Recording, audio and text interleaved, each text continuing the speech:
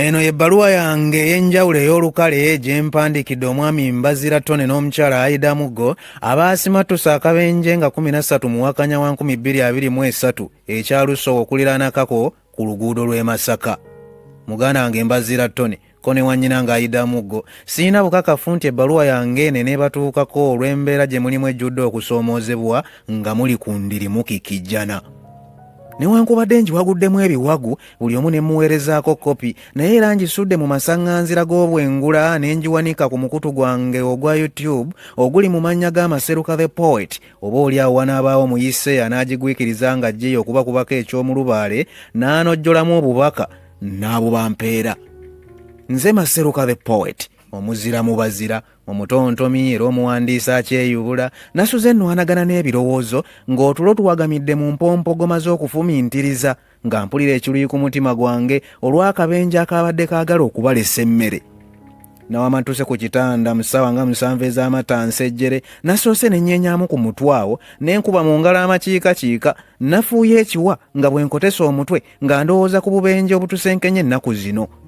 Nafukamidde amatiitiiri n'entendereza oyo ali waggulu ennyo kawaniridde eggulu okutali mpagi olw'okubafisirizaawo ekisonyiwo ku kabenje akabadde kaagala okubafuula dde kabusa. So nga ate abaaluguzeemu obulamu nawanjagidde Katonda abagondeza olugendo lwabwe. Bantu bange, nfumintiriza ku bulamu bwe muyitamu kati bwe sisobola kugeraageranya buzito bwabwo. Ye bannange walumbe nga musolo, ye waakusanga waayagala omuweere, tasaba bya bulungi, yeefuula namukwakkula. Ayi Katonda ddunda ateebaka, sikunukidde wabula nfukamiza amaviivi ag'okungulu n'ag'omunda nga mpanjagira ggwe ateebaka okwate ku mibiri gy'abantu bannyini mannya gano. Tone Mbazira, Aida Muggo n'abantu bonna abaafunye okukosebwa mu kabenje kano n'abo abazze bagwa ku bubenje olw'ensonga ez'enjawulo ow'omukisa abasawo n'eddagala eriteekebwateekebwa okubavumula.